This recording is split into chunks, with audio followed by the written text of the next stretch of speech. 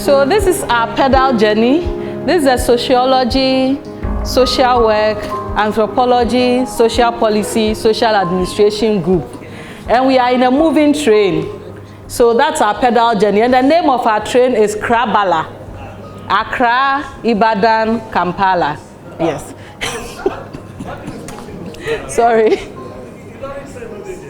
Lorry train. Lorry.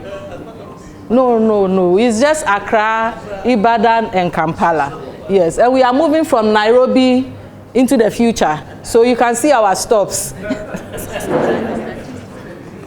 So based on our stories, based on the stories we put together, our group appears to have focused. Our goal was on innovative learning approaches. And from what we have, we used mainly the learner-centered approaches and technology for teaching. So we have the role play, and we had very, very innovative ideas where some of our colleagues used skits, drama in class, got some of the students to buy a concept and dramatize the concept so their colleagues will know, will learn. We also had case teaching. We got cases from the MRPP, the Arab Spring, to teach social mobilization theories. There was also the use of concept mapping. There was the use of storytelling, using the story of Joseph in the Bible. And because the students could relate, it was a blast. The students had a very nice time in class. We also had a project approach where students were sent on a project, go into the field, go and explore issues about topics that are going to be taught in the semester. And then anytime the topic was being taught, students were able to relate with what was going on in the field. We also had the use of simulation, where one of our colleagues used Monopoly to teach negotiation strategies. We found that very, very interesting and innovative. There was peer assessments. There was experiments where students were sent into the field as part of their lecture in social psychology and conducting field work to go into the field and pose as many things, including practicing juju or being a fraud in the night, wearing hoods just to see how the public will respond to things like that. And then there was also the Google Classroom, which our colleague tells us that has cut down costs and the students are enjoying it very much. He's able to engage all his students at the same time or at different times, and he knows who is contributing and who is not contributing. So I will talk about, we don't have a chart like you see it, but our train is a chart. So as you can see, our strategies, this is innovation when trains become charts, you know. So our strategies is a double deck train. You know, just that part has the double deck, and that to show that that's the highest point. Our meeting pedal and what we have learned is the highest point. So that is our strength, using the strategies to teach. Then we have challenges. As we taught, using the strategies, we had some challenges. This included infrastructure. Some of our class sizes, no, that is different. So infrastructure where even sitting arrangements and then the arrangement in the class does not really favor a teaching approach or a method that we are using. Then we also had technology. You have nice ideas like videos and all that, but you get to class and internet becomes a challenge, or there is power outage, and then that becomes, it's likely to end the class abruptly. We also have large classes that it becomes very difficult to do innovative stuff with, but our colleagues tried. And then we have untrained co-lecturers, especially for our colleagues that teach undergraduate students. They are co-lecturers. Sometimes the class sizes are very large, like 1,000. So the students are shared among 4 lecturers teaching the same syllabus. And then because some of our colleagues are pedal trained and they are bringing in all these innovations, our pedal trained colleagues have a problem with, for instance, coming into a class and showing a video to engender discussion. They think you just came to entertain and you are going away. And sometimes we have had occasions where somebody had marked a colleague down because he didn't understand the teaching approach. So that is one difficulty we have. And we also think the students are shortchanged because those who come to the pedal train classes gain more, and then those who go to the other classes. So there is not a balance in the delivery to students because of the number of people that are on this training. We also have so this on the part of colleague lecturers.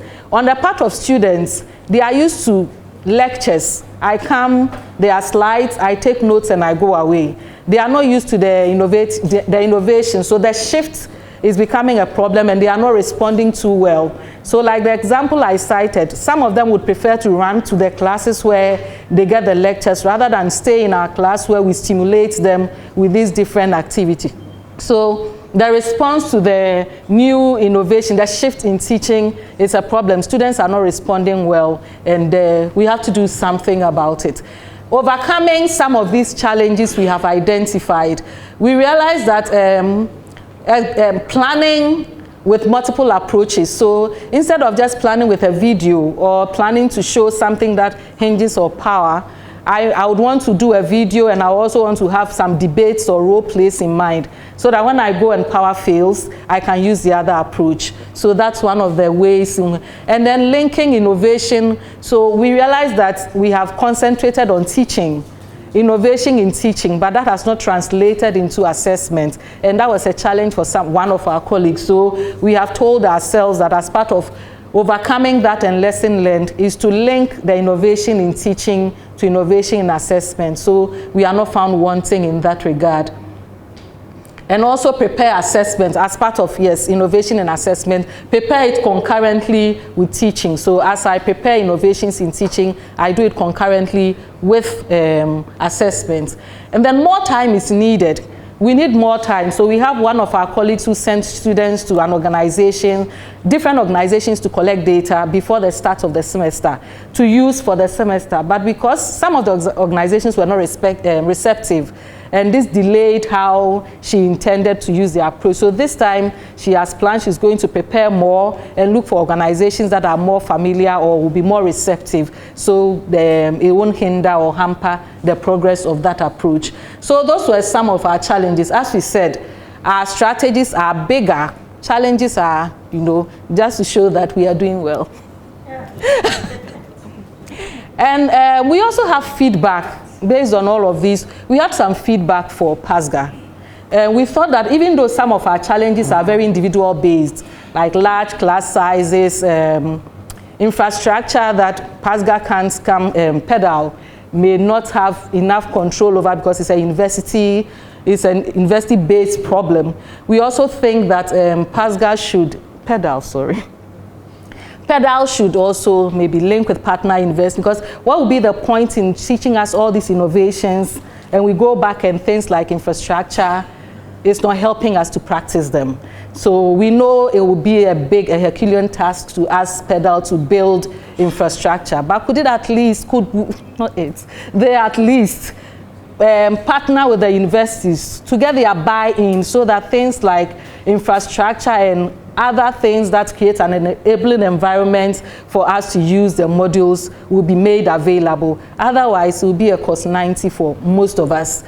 We also said that the training modules, we have realized from the different training sessions, from Nairobi to Ibadan to this place, that we are overloaded. And there are a lot of adult learners amongst us. Most of us are adult learners. The overloading is not helpful. But far above that, we think that some of these things should be university or needs-based, so that partner universities should tell PEDAL where our deficiencies are and where we would need the training. In that case, there wouldn't be the overload or the need to give us everything in one go. We think we have to reduce the load we put on the participants by knowing what we need. For instance, at the University of Ghana, we have what we call Sakai. It's almost like an technology-enhanced training. So we won't buy into what PEDAL is offering easily because the university will think it's a duplication of effort. Yet there are many things PEDAL is offering that we are deficient in that our university will readily accept. We think doing a need-based training model for universities will be more useful. We like this, but for better results, this will help. We also think that there is contradiction in PEDAL training, and this was very unanimous, because PEDAL training says that there are diverse learners, and so when we go back, we should pay attention to the diversity and deliver accordingly. But we realize in these trainings that the diversity amongst us, I mean, do we even know how diverse this group is? What are our learning needs? How are we absorbing all of these things? We don't see that translate in the training. So we think that in a very mild and light note, practicing what you preach could be useful here. So the contradiction has to be taken care of, because if we are rushed in many things and you say we should go back and take our time, that becomes like holding the chin and pointing to the cheek. So that has to be paid attention to. We also mentioned that there is the need to build cascade pedal in other universities. An example is what happened in Ibadan. If we could replicate it in other places, so that the issue of co-lecturers not being pedal trained and its accompanying challenges might be taken care of. So those are the feedback. As we said, that is also a very small box, fading almost in comparison with our strategies, our double deck coach for the strategy. We want to say that all in all, pedal is a welcoming idea. So as you can see, we have balloons, we have hip hip hooray, and what we are saying is that pedal is super, pedal is evergreen, and pedal rocks. We are happy about pedal, and we hope our feedback will be taken. Thank you.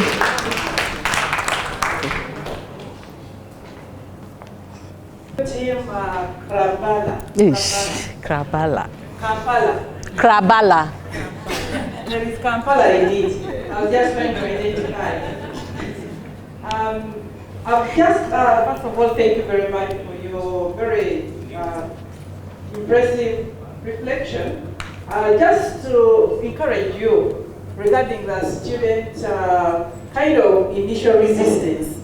I think whenever there is, many of our students across most of our universities have been socialized that everything is done for them. So normally when you begin to get them out of their comfort zone, initially, for most of us, we've had that resistance. Some of us were even reported that in this other group, they are given handouts. This one, they leave everything to us. But I can assure you that by the end of the semester, these students keep comparing notes. They will appreciate it. So like the test is in the pudding. So just as a form of encouragement, that initially it has happened almost all the people that to us, if you go around the table and you check, this is something that is normally resisted both by the students, but also for the students to be able to have that form of control. It means more work even for us. So colleagues will also resist it because you need to really plan. But at the end of it, you realize that when you do the prior planning well, then in class, things are a lot easier and thereafter. So that was just a form of encouragement. Let's keep it going. Thank you for that encouragement to all of us. I invite the next team.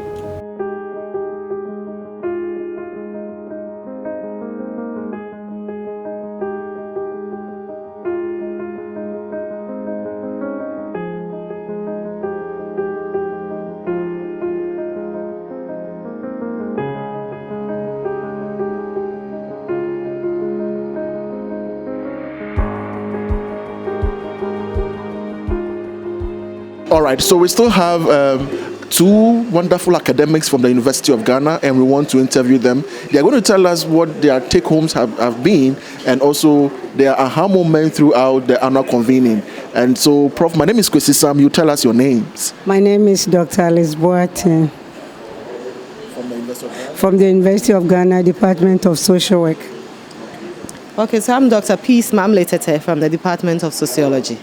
All right, I'm so much happy to be here because we are talking about pedagogical leadership, which is of great importance to us as academics. What has been your greatest aha moment, right from yesterday's opening ceremony, the sessions that went on?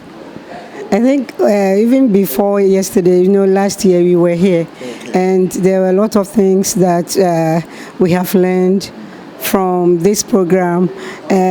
In my class, for instance, the aha moment, one of them was when I used concept mapping, and the students could just see the one concept with sub headings or concepts on just one page, and they were so happy with it.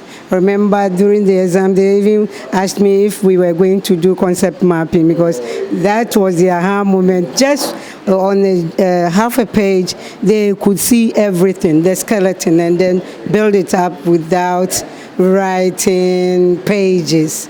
Yes. So what do you think are some of the competencies that you're able to transfer to them using the concept mapping? I think one of the competencies would be the fact that within a short time you identify a concept and then you dissect it, and then you have sub-concepts or headings through which you can learn or you can bring out so many ideas within a short time. So were you here last year? Yes, I was. So then you have a lot of experience to share with us. Oh yes, we've tried to apply a lot of the things we've learned in small classes as well as in large classes, and the experiences have been exciting, especially in the large classes, because you think that you don't have the time or the class is too big, but if you are conscious about what you are doing, you can make an impact. So for example, I had a situation where I've been teaching students about experiments, and it's all about other people's documented experiments, but this was a situation where I sought to let the students go out and do their own experiments, choose their own topic, determine their own approaches, and collect data. And I remember some of them decided to create a situation where they put eggs and red cloth and try to create like as though a juju was planted in some lecture hall. And they came out with very interesting findings. The motive was to get students to obtain knowledge for themselves, and not me telling them that this is what experiments are and these are the ethical issues, And the aha thing that came out of that was they did this in some other colleague's lecture room, and my colleague was scared when she saw it. So she came to me and said, "Peace, what did you get your students to come and do in my class?" And I said, "Oh, it came out from Pedal, and this is just to get the students to do that kind of work." So God gave me the opportunity to speak to somebody else about Pedal, somebody who's not had the opportunity to be trained.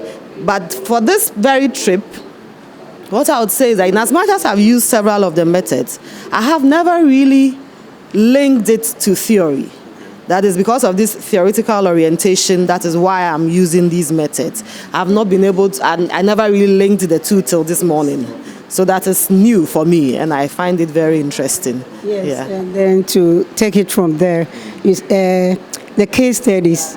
Within one case study, you could you could view the video and then relate it to theories, and then be able to capture the different groups of students, and then what theoretical perspective goes for each group of students. It's an aha moment. All right. Indeed it is. So my key issue is that we've all gotten to know the relevance of pedagogical leadership in Africa. But we are using a very small approach. How can we cascade this entire pedal, and we try our best to get all universities on board? Okay, I think we should, like we keep saying, create a community of practice. There's one person influencing another. I was just telling my colleague that just within our department, I am seminar coordinator. You could have one session where you speak to your colleagues about this and sit in their class, say in a DTAC session, and give them feedback. And so there's a cascading effect. You teach another who teaches another, and before you realize, we all are using the approaches and the philosophies in our teaching. What is your favorite model? Which one is your favorite? Case study. Okay. Yeah, I like case study. And that is why I'm saying that adding the video to it and then bringing out the theoretical aspects is touching to me. And then you are talking about spreading it out. We are going to, and we have done it in our classrooms, and we are going to spread it out to our colleagues as well, so that they will also embrace it. And I know gradually it is going to go to other colleges as well. So what are you looking up to, or what are you looking forward to next year or next session of pedagogical leadership training?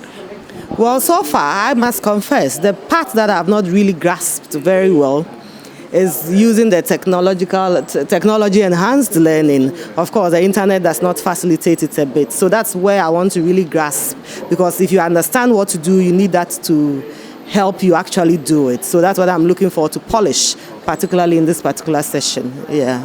There's a fun session of the interview. And Doc, assuming you wake up one morning, you give your student assignment, and then they tell you want to submit the assignment via WhatsApp, what will be your reaction? I think we do that. They have a WhatsApp group, and so some things they send by WhatsApp. So we do that. Maybe other things we don't do. Yeah. Well, I don't know what I would say, but I think so far I have used Sakai. So I get my students to send assignments in through Sakai, the Sakai platform, or to send as email attachments. I've not tried WhatsApp yet, but anything is possible. Then I'm sure you are just using the technology, right? Thank you so much for spending time with us, and we look forward to interviewing you again in other sessions. Great.